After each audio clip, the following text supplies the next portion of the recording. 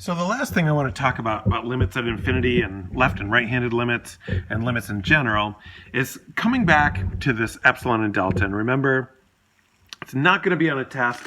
It's just something that if you really want to understand what's going on and understand that the things we're talking about in calculus are not just qualitative. They're not just like we're looking at what things look like they're doing. They're actually quantitative, and everything can have some serious mathematics put onto it to show what we're really talking about. So the first limit that we talked about a lot is the limit as x approaches c of f of x equals L. All right, and that definition, oh, by the way, what I'm referring to is the page that says definition of limits. That's posted on the website with that name. I think I posted it somewhere on the Google Classroom. I'll just post it with a set of videos. So what I laid out here is all of the different limit definitions. So we started with the basic one for a limit. For every epsilon, there exists a delta such that if the absolute value of x minus c is less than delta, then the absolute value of f of x minus L is less than epsilon. So the way that works is you want to think that we have an epsilon band here, right? And then we come up with a corresponding delta band that encloses all of the function values within the epsilon band. So our delta goes left and right. So because of the absolute value, the delta is really going left and right from C. So that we're talking about a distance from C that the x can be. So when we shift this up to talk about just the limit as x approaches C from the right, all right, then we have a right-handed limit that looks like this. And so what happens is that since the x minus c is not in absolute value anymore, that means that the x has to be greater than c because x minus c is positive. So that means that when we're looking at our epsilon band, our delta band, because the x minus c is positive, the x's can only be to the right of c. They can't be to the left. So that means the delta band now just looks like this. It's just one side, right? And that's the effect of removing the absolute value. Then, if having removed the absolute value, you also reverse the order of the c and the x, then instead of saying that the x's are all greater than c, you're saying that the x's are all less than c, so that c minus x will be positive, right? So then your picture looks like this, and we have, so we're saying that for any small epsilon, you can come up with a delta that encloses just all the x's that are to the left of the c, not the ones to the right. So that's the effect of reversing the x and the c. So in all of these cases, it's also implied that you can take a smaller and smaller epsilon, and as you do that, you can take a smaller and smaller delta, and the crux is that no matter how small the epsilon is, for any epsilon, you can come up with a delta. Well, so that shifts again a little bit when you're looking at the limit as x approaches infinity of f of x. Like, what does that look like in terms of epsilon and delta? So what happens is you don't have delta anymore because we can't be like within delta of infinity.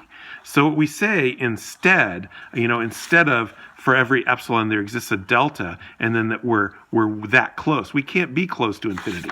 So what we say is, for any epsilon, there's an m. And as long as the x is more than the m, then the f of x's are within that epsilon. So how that looks is, let's say I have an epsilon band like this around my limit. All right, so there's my epsilon band.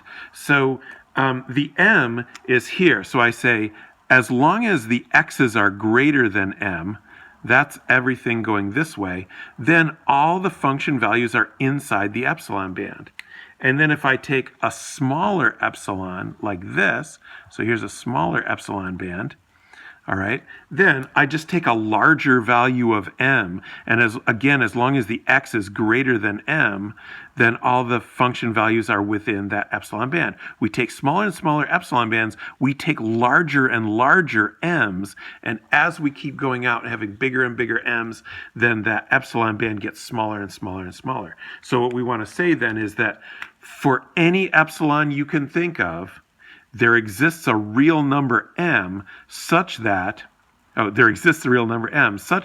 for all the x's past that m, the f of x's are within epsilon of the limit. So that's how we shift that. And then if x is approaching negative infinity, then you really have the same kind of a deal, except instead of having a capital M that we're looking at the m's that are greater than that m, we look at the x's that are less than that m. So we just change the greater than here to a less than, and then we're saying, for an epsilon band, however small an epsilon band you come up with, I come up with m, which is a negative number now, and so that all the x's past that m are caught within the epsilon band. So as long as I go past that letter m, all of the f of x's are within the epsilon band. And then, of course, if I take a smaller epsilon band, then I just take a larger m. So this time, what's playing the role of the delta is this m, and instead of enclosing tighter and tighter, you're going farther and farther to the left with it. All right? And then when we go and look at limit as x approaches f of x equals infinity, the limit as x approaches c, a constant, then we're not going to talk about an epsilon band anymore. There's no epsilon band because we can't put an epsilon around infinity. So what we do instead is now we just move the m to where the epsilon was instead of where the delta was. And then we say for any number m, any real number m, so let's say we start with a small m like here, right? Then now I do want a delta. I want a delta band. So then there's going to be a delta so that if the x's are within delta of c, then f of x is just larger than that. So I pick my delta here. It has to be symmetrical. And then so as long as the x's are within the delta, all the f of x's are above that value m. And then I can take a larger value m, right? And that results in a smaller delta band. So this time, instead of small epsilons resulting in a smaller delta band, it's a larger value of m. So I can go up and up and up, and however large I want that function to be, I can get the function value to be that large by getting close enough to the limit. That's what that says. And then basically for limit as x approaches c of negative infinity, you have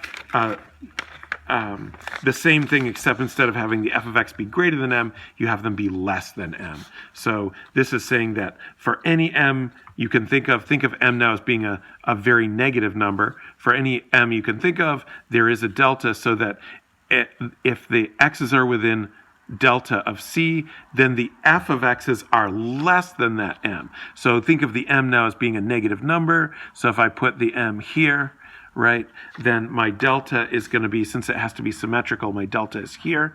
And now since for this particular m, all of the function values within that delta band, all the function values are less than that value m. The f of x's are less than m if the x's are within delta of c. And then, so I can take smaller and smaller m's, meaning really larger negative values. So if I bring my m down to here, and I can keep pushing the m down, see? And as I push the m down, I just have to pick a smaller delta so that within that delta band, now within this smaller delta band, all the function values are less than that threshold m.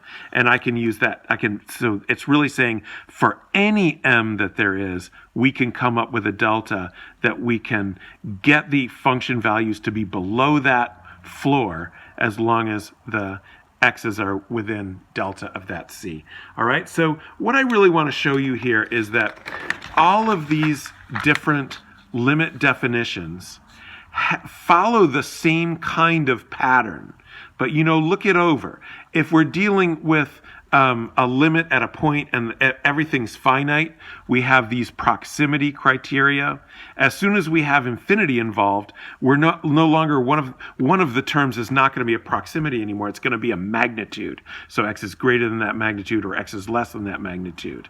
All right, or the function value is greater than that value, the function value is less than that magnitude. So you don't have to fully internalize, understand all this, but the more you spend some time and sort of meditate on these pictures and this analytical depiction, you'll realize that we always talk about limits graphically and qualitatively in our class, but everything has an analytic, quantitative basis behind it. So I want you to just know that, but you don't have to learn any of this. You do not have to know or understand any of these definitions in this class. But isn't it better to know?